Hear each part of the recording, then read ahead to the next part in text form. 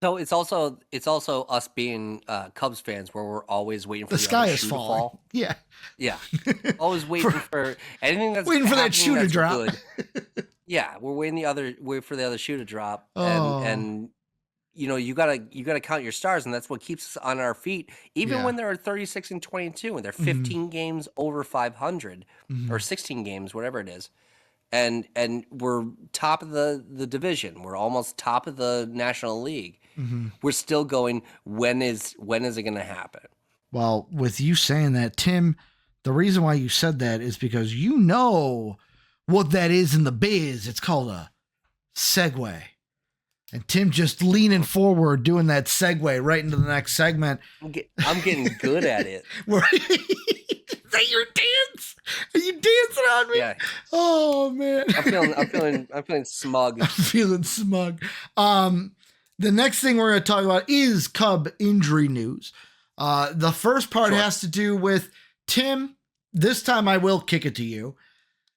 Kyle Tucker injures his, I want to say it was an index finger, sliding into third, left the It was the ring game finger. during the, oh, it was the ring finger. Thank you. Ring finger. He was sliding to second base. He slid Was it in with second or his was it left hand, third? which had I he thought was it was sliding to third. second base. It was Okay. he had his oven mitt on the left hand, no oven mitt on the right hand. And he had the interview where he said that his hand just kind of got caught underneath Yeah. him. Routine play. It happens to everybody. His helmet also flew off and cut the bridge of his nose also. That wasn't really reported. Not a big deal. It turns out not that big of an injury. Not that big Yeah. of a deal. All of us X-rays Cubs came fans back took a negative. big Mm-hmm. Sigh of relief. because How lucky big did of we get? a That's the deal would question I that wanted to have been? ask you. How lucky did we get? Yeah, we got very lucky. He gets We got very injured. lucky He's out because for a while. The season's down the toilet, in my opinion. you and everybody else knows as a left-handed hitter, your right hand is your number one part of your at bat. Mhm. That's the one that's holding on to the ball. It's the one that The brings follow the through. strength to it. Yep. hmm And Craig Console said after the game, he goes, he took that second at bat after he hurt his thumb, and he goes, it's a little uncomfortable, which is great news. Console also said they were up 7-3. He goes, we're up 7-3. Fuck it, just take them out. Yeah. Take them out. We have a day off tomorrow, which is today, Monday. They're gonna see if he can go tomorrow. I think he's gonna go tomorrow. If not, he'll probably be there on Wednesday. Wednesday. Yeah, Wednesday. Yeah, Well, Wednesday. You're right. Today's Monday. right. Let's see if there's anything on Twitter about it. Very, very fortunate that he didn't have a setback and got thrown out of the lineup. I think we would have been fine if he had sprained his hand and went on the 10-day DL.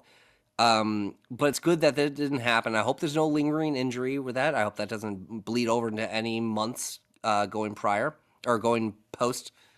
But yeah, did we get lucky? 100%. I mean, I think they got a little dramatic with how bad it could have been. But knowing that he is not really going to miss a game or maybe miss one, I think we're all in good shape here. There's nothing to worry about. It could have been a lot worse. And like I'm saying, like if he had to miss extended time, I would worry about this team in the fact of I think it's so important. Health is the best thing that a team can have. And I feel like if we lose any of Tucker, Seiya, PCA, Nico, that's going to affect the offense because especially with Kyle Tucker, he's been a solid hitter from the 2 spot. Where it's like if Ian Happ, I know he's been struggling since the injury, but if he can get it going, if he gets like a double, boom. All right, now you're in scoring position with Tucker coming up. Oh, Tucker gets on. Let's say Happ got out. Tucker gets on. Oh, Seiya coming up. Like someone would have to fill that number 2 hole, which I kind of think it's like, well, last year we had the same guys except for Tucker. Without Tucker, we'd kind of like, there's a part of me that goes, we'd revert back to last year. And there's another part of me that goes, Ricky, that's not how it works. We got Matt Shaw this year. Like things are different. But it's just Kyle Tucker has been so good for this team that I wouldn't want it to be like a Seiya situation where it's like one piece leaves and everything's kind of in shambles until they get back.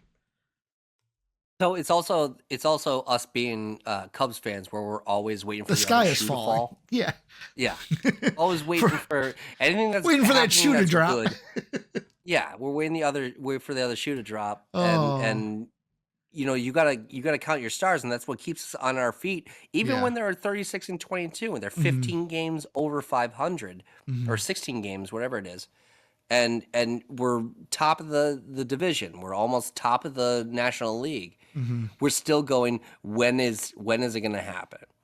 Because quite frankly, a lot of our guys are playing out of their potential. Yeah. And it's great to see, and I hope it continues, and I think it will continue. Mhm. And I think we're just being paranoid. Isn't that baseball fans though? I guess so. I guess Especially like you said, Cub fans. Like so that's the Chicago way, though. Like we're all fucking Polish Irish guys that all just have guilt constantly and hope are always thinking that we deserve the worst. Don't talk to me about guilt. You brought up Polish, and I'm like, you brought up Polish and then guilt. I brought up Irish too. That's me. All you had to do to complete the trifecta is like Catholic, because I grew up Catholic, Polish Catholic family. My grandmother used it. My grandfather used guilt. My mom uses guilt on me. It's like guilt is a weapon in this house, and it usually works. You're waiting for a bad thing to happen. Yeah, like here, when it doesn't, that's what makes it even more appreciative. But we always are really looking over our shoulder. That's why it kind of confused me last time when we were talking about the Cardinals, when you did do your epic rant about them. When you asked the question, should we be looking over our shoulders at the other division? I'm like, yeah, of course we should, because I'm always expecting the worst. Yeah, but I'm also on that fuck the Cardinals train. You know what I'm saying? I know you are. To where it's like, whatever, we're better than you and we know it, MJF style. Mm-hmm. Give a little John Cena. We got to get diamond rings. Very quickly, I just want to bring up a quick aside to finish this point about the guilt and stuff. Yep. It's almost like, and I know we bring up 2016 a lot, but who wouldn't when you win a World Series? It's almost like everybody shut the fuck up. We bring up 2016. Every single time, like, so okay. I watched an Instagram reel this weekend that basically said that Game 7 is the greatest MLB game of all time. And there's a part of me that goes, yeah, that was like, for a normal sports fan, a normal baseball fan, probably the most entertaining game. But like for me, whenever I watch Game 7, whenever Rajay hits that home run, I think the same thing every time, even though I know the outcome now. I go, there's the game. Cubs are going to lose. Because that's what I thought in the moment. I was like, well, fuck, the game's over. See, I knew things were going to hit the fan eventually. We get all the way to Game 7. We have the lead, and then, whoop, okay, this is where it ends. This is where it's over. Rajay Davis, screw you. I'll tell you this. I have that same tight butthole feeling when he hits that homer, and then you see the cameraman flip it around because it did hit the camera, which is incredible. Yeah. And then the guy just goes, whatever. The camera flips around, and you see the camera guys start celebrating with the fans. Yeah. I've never wanted to be a Guardians fan more in my life than at that point. Well, at the time, Indians until about until about the time that Rajay Davis is rounding third, and they show LeBron, the press box, and they show LeBron, and I go, "Oh, you have no idea what's coming for you, you motherfucker." By the way, you said like almost best team in the NL, so. It all depends on tonight. The Mets are playing the Dodgers tonight. If the Dodgers win tonight, it's in LA. So if the Dodgers win tonight, they'll be 37-23, a half game behind us because we're 37-22. Okay. That would make the Mets 37-23. So if the Mets lose, we're the best record in the NL. If the Mets win, they're the best record in the NL after tonight. Yeah, and that doesn't really mean that much to me. Again, like I think me and you would agree. We're talking about we're focused on the division. Yeah, which we're 4 games ahead of the Cards. Focused on getting there because it doesn't matter after that. Yeah, you know.